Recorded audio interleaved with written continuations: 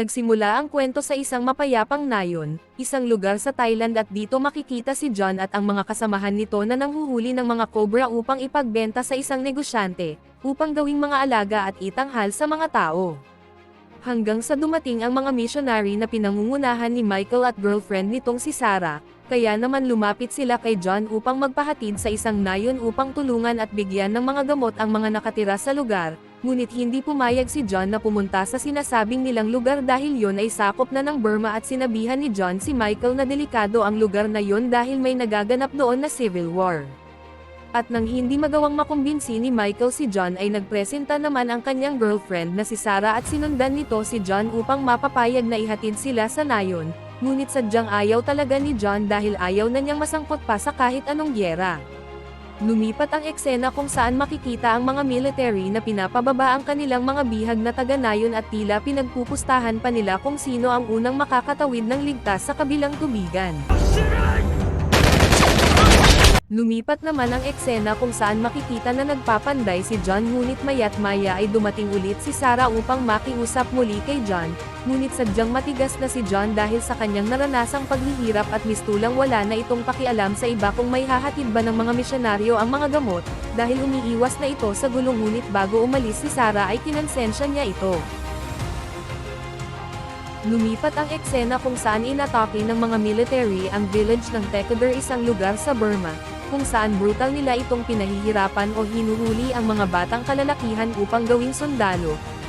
Sa gabi ring yun habang papatapos na sa ginagawa si John ay nakita niya si Sarah na nakaupo sa isang bangka at tila basang-basa ito sa ulan dahil hinihintay nito si John, kaya di makatiis si John kaya nilapitan niya ito at kinausap kung bakit naroon pa rin ito, kaya naman dito na nakiusap si Sarah na ihatid na sila sa nayon dahil nangangailangan na ng mga gamot ang nayon. Dahil ilang araw na lang ay papauwiin na sila dahil limitado lang ang kanilang araw upang may hatid ng ligtas ang kanilang mga dalang gamot sa lugar, at dahil sa nakikita ni John ang kabutihang layunin nito ay napapayag na rin siya nito, kaya naman kinaumagahan ay naglayag na sila papunta sa lugar at dito nagpasalamat si Sarah kay John dahil sa pagtulong nito sa kanila sa paghahatid, ngunit tila nakaramdam naman ng selos si Michael kaya naman pinutol nito ang pagkwekwentuhan ng dalawa, at ng pagkagabihan ay may nadaanan sila ng kuta ng mga pirata, kaya naman pinatahimik ni John ang mga missionary at manatili lang sa kanilang kinalalagyan ngunit ilang sandali ay nakita rin sila ng mga pirata na may mga dala na matataas na kalibre ng baril.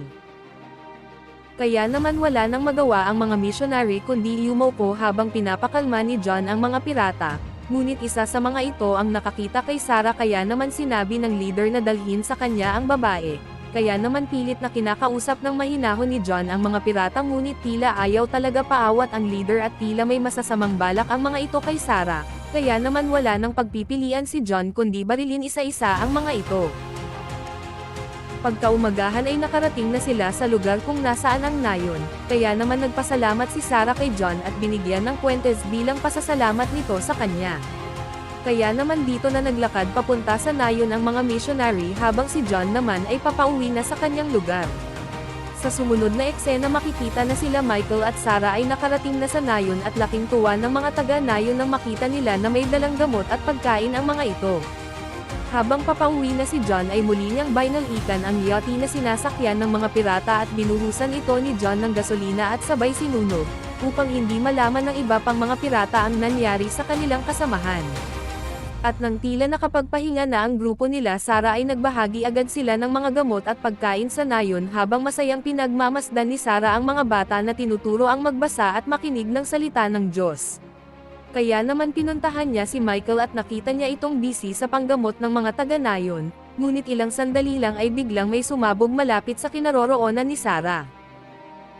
At dito nalaman na inaatake na pala ng mga militar ang nayon kaya naman dito na nagkagulo ang mga tao at mistulang ginawang mga hayop ang mga nakatira roon. At nang papatakas na si Sarah ay may biglang dumating na sasakyang may dalang machine gun at dito pinagbabaril ang mga taga-nayon na nagtatangkang tumakas sa lugar. At nang matapos na ang kalupitang ginawa ng mga militar ay dinakip nila si Sarah at ilang pang missionary upang gawing bihag.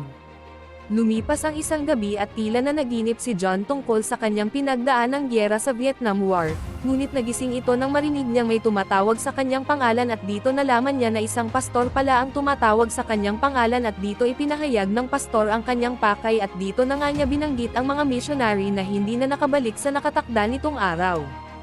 At dahil dito nakiusap ang pastor kay John na ihatid ang mga sundalong mersenaryo na hiner upang sunduin sina Sarah at Michael, at iba pa nitong mga kasamahan.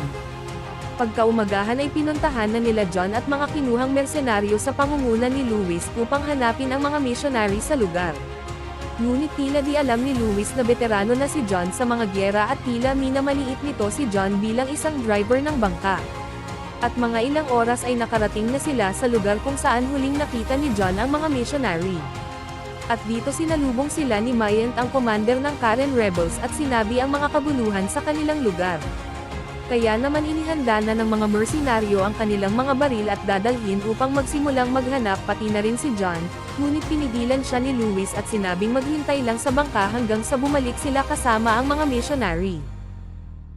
Kaya naman walang magawa si John kundi sundin ang mayabang na si Lewis, at nagsimula na silang maglakbay. Hanggang sa nakarating na sila sa isang nayo na puno ng mga wala ng buhay na tao at dahil sa sobrang kabrutalan ng ginawa ng mga militar ay missed sila ay tila natakot at mistulang hindi nila masikmura ang kanilang mga nasaksihan. Hanggang sa nakarinig si Mayent ng isang sasakyan ng militar at sinabihan niya ang mga ito na magtago. At dito makikita na ang military ay may mga dalang bihag at tila ginawa nila itong katuwaan at pinagpupustahan pa nila kung sino ang matitira sa mga ito. At nakita rin ng mga mersenaryo na tinataniman muna ng mga granada ang isang tubigan upang walang maligtas sa mga bihag, at nang natapos na ang ginawa ng isang sundalo ay pilit na pinapatakbo ang mga bihag papunta sa kabilang palayan habang binabaril. Gusto mang tulungan ang mga bihag ng mga mersenaryo ngunit wala silang magawa kundi magtago. At nang akmang babarilan na ng sundalo ang isang bihag ay biglang may tumama na pana sa kanyang dibdib at dito makikita si John na isa-isang pina na ang mga sundalo at tila bago pa man makakuha ng baril ang mga ito ay may tama na sila ng mga pana. Kaya naman sa bilis ng pangyayari ay napatingin na lang ang mga mersenaryo kay John at tinanong ng mga ito kung bakit bihasa ito sa paggamit ng pana. Ngunit tila nagalit pa si Lewis sa ginawa ni John dahil ayaw nitong makipaggyera sa mga ito at ayaw nitong makisali sa gyera ng bansa, kaya naman sinabihan ni Lewis si John na bumalik sa bangka ngunit hindi na pumayag si John sa pinag-uutos nito at tinutukan niya si Lewis ng pana at sinabi ang Kaya naman na-realize ni Lewis na hindi lang bastang ordinaryong driver ng bangka si John at tinanong niya si Mayent kung alam ba niya ang compound ng mga sundalo kaya naman nagsimula na ulit silang maglakbay. Pagkagabihan makikita na ang mga sundalo ay lasing at tila pinapasayaw nila ang mga babaeng bihag, habang si Sarah naman ay nakakulong sa kulungan ng mga hayop. At sa gabi ring yun pumunta na sila John at mga mersenaryo sa isang compound gamit ang sasakyang militar at sa pagkakaakala ng nagbabantay na isa ito sa kanyang mga kabaro ay pinapasok niya ito sa kampo nila. Kaya naman nang makapasok na sila John ay isa-isa silang bumaba sa sasakyan upang iligtas ang mga bihag. Habang makikita naman si Schoolboy na naghihintay sa labas ng compound upang mang-snipe sa mga nagbabantay sa lugar. At habang abala sa kasiyahan ang mga sundalo ay hinanap ng mga mersenaryo ang mga bihag hanggang sa makita ni John ang kinaroroonan nila Michael at pinalaya niya ang mga ito. Lumipat naman ang eksena sa mga sundalo na binabastos ng mga ito ang kanilang bihag kaya humantong ito sa kaguluhan dahil sa pag-aagawan ng mga babae. At nang matapos na nilang mapakawalan ang ilang bihag ay kailangan na nilang makalabas sa compound sa nakatakdang oras upang tumakas. Ngunit sa oras na yon ay hinahanap pa ni John ang kinaroroonan ni Sarah, hanggang sa dumating na ang takdang oras kaya naman inisnipe na ni Schoolboy ang mga nagbabantay upang makalabas ang mga kasamahan niyang mersenaryo at dala nitong mga bihag. Habang si John naman ay pilit na pinupuntahan si Sarah ngunit nakita nito ang isang sundalong paparating at pilit na nitong kinuha si Sarah upang dalhin sa kanyang bahay kaya naman sinundan ito ni John. At dahil ubos na ang nakatakdang oras ng kanilang misyon ay nagtalo ang mga ito na umalis na sa lugar at napatanong si Schoolboy kay Lewis kung nasaan na si John at si Sarah, ngunit sinabihan niya ang mga ito na mauna na sila dahil baka mahuli sila ng mga sundalo. Lumipat ang eksena na akmang pagsasamantalahan na si Sarah ng sundalo ay biglang sinakal ni John ang sundalo hanggang sa mamatay. Kaya naman hindi na nagsayang ng oras si John at itinakas na nito si Sarah, ngunit lalo pa silang natagalan dahil nag-uwian na rin ang mga sundalo na mga nulong sa alak. At upang hindi sila mahuli ay nagtago muna ang dalawa sa ilalim ng tulay at pinalampas ang mga ito. At nang papalabas na sila John at Sarah ay bigla naman nadapa si Sarah dahilan upang makita sila ng mga nagbabantay. Ngunit sa kabutihang palad ay biglang may bumaril sa mga ito at dito napag-alaman na nagpaiwan si Schoolboy upang hintayin sina John. Pagkaumagahan nagkagulo ang mga sundalo dahil nalaman na nila ang nangyari kinagabihan at ipinaalam rin ng mga ito na nakatakas ang bihag at namatay rin ang kapatid ng commander, kaya naman pinuntahan ng commander ang kapatid at dito nakita niya ang kanyang kapatid na wala ng buhay. Kaya naman galit na galit ito at inutusan niya ang kanyang mga sundalo na hanapin ang mga mersenaryo gamit ang pangamoy ng mga aso. Habang sina John, Sarah at Schoolboy ay tumatakbo papalayo sa kampo at makikita rin na nasa kabilang bahagi rin ng bundok tumatakbo ang grupo nila Louis at Michael, ngunit sa kasamaang palad ay naapakan ni Louis ang isang bomba na nakatanim sa lupa kaya naman narinig ito ng mga sundalo. At nang makarating sila John sa isang kuweba ay nakarinig si Schoolboy ng mga tumatahol na aso kaya naman napag-alaman nila na nasundan na sila ng mga ito, hanggang sa nakaisip si John ng paraan at kumuha siya ng isang piraso ng tela sa damit ni Sarah at itinali ito sa sapatos ni John upang iligaw ang mga ito. At humingi si John ng claymore kay Schoolboy upang gumawa ng patibong, at sabay sinabi nito kay Schoolboy na magpaputok. Dahil sa lakas ng putok ng baril ay narinig ito ng mga sundalo at kasamahan nilang mersenaryo kaya naman nagmadali na ang mga ito na tumakas. Kaya naman dito na nagsimula ang habulan sa pagitan ni John at mga sundalo. At dahil sa amoy ng tela na nakatali sa sapatos ni John ay sinundan ito ng mga aso na siya namang naaayon sa plano ni John. Kaya naman nang makarating na sa isang lumang nuclear bomb si John ay dito na niya itinanam ang bomba na ibinigay ni Schoolboy sa kanya. At nang natapos na ni John ang kanyang ginawang patibong ay dali-dali na itong tumakbo papalayo sa bomba habang ang mga sundalo naman ay papalapit na sa patibong ni John, at nang makarating na nga ang mga sundalo ay nakita nila ang isang malaking nuclear bomb at dahil sa kuryosidad ng isang sundalo ay kinuha niya ang tela at dito na agad sumabog ng malakas ang bomba. At dahil sa lakas ng pagsabog ay yumanig ang buong lugar. At miski si John ay napatalsik dahil sa lakas ng pagsabog.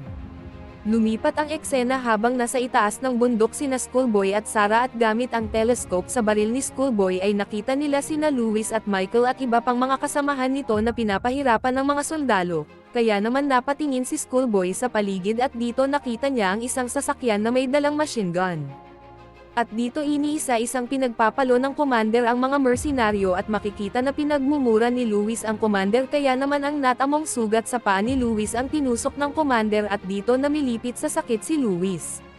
Kaya naman inutusan ng commander ang kanyang sundalo na maghanda upang barilin ang mga ito at wala nang ibang magawa si Michael kundi manalangin. Habang nakikita ni Sarah si Michael na nasa bingit na ng kamatayan ay nagtanong ito kay Schoolboy kung ano ang kanilang gagawin ngunit miski si Schoolboy ay wala ring magawa. At nang akmang babarilan na sina Louis ay bigla namang lumabas galing sa likuran ng sundalo na may dalang machine gun si John at inatake niya ito dahilan upang mabaling ang atensyon ng commander sa taas ng bundok. Kaya naman dito na rin at-rat ng machine gun ni John ang mga sundalo at nagsimula ang madugong labanan. Kaya naman sumali na rin si Schoolboy sa labanan at ilan pang mga mersenaryo upang depensahan ang kanilang mga sarili. Ngunit sa kasamahang palad habang nasa gitna ng labanan isa sa kasamahan ni Louis ang nasa bogan ng bomba na agaran naman nitong itinamatay. At makikita na ang commander ay tila takot at binaril pa nito patalikod ang kasamahan ni Michael. At nang makita ito ni Michael ay napilitan siyang umatake sa isang sundalo at sa sobrang galit ay napatay niya ito. Hanggang sa dumating na rin ang mga Karen rebels sa pangunguna ni Mayen upang tulungan sina John. Kaya naman lalo pang mas tumindi ang bakbakan ng dalawang panig, at makikita na ang commander ng mga sundalo ay tumatakbo na at pilit na pinapaatras ang kanyang mga sundalo. At makikita rin ang pagdating ng isang army boat na may machine gun at dito rin at-rat ni John ang nasabing army boat at nagpalitan ang dalawa ng mga bala, hanggang sa nataman si John ng bala sa kanyang balikat kaya naman napatumba ito. Ngunit tila nagulat si John at pinagpag ang sakit dahil nakita niya na may paparating pang isang batalyon ng mga sundalo sa lugar at ito ay kanyang rinat-rat hanggang sa maubos ang mga ito. At nang makita ni John na ubos na ang mga ito ay binalikan ni John ang army boat hanggang sa mapatay nito ang mga nakasakay roon, na siya rin agarang pinasabog ni Myant gamit ang isang RPG. At nang nakita ni John na tumatakas ang commander ay pinuntahan niya ito at habang abala sa pagtakas ang commander ay bigla itong sinaksak ni John at tinitigan nito ang commander sabay sinipa. Kaya naman nang pinagmasdan ni John ang lugar ay tila mangiyak-ngiyak ito dahil sa nangyari sa kanyang mga kasamahan. At makikita na muli ring nagkita ang magkasintahan na sina Michael at Sarah. Kaya naman nang makita ni John si Sarah at iba pang mga kasamahan nito na nasa ligtas na lugar na ay nagpaalam na si John kay Sarah. At dito na nagtatapos ang ating movie recap. Kung nagustuhan nyo ang ating movie recap ay huwag nyo namang kalimutang mag-like, share and subscribe sa ating channel.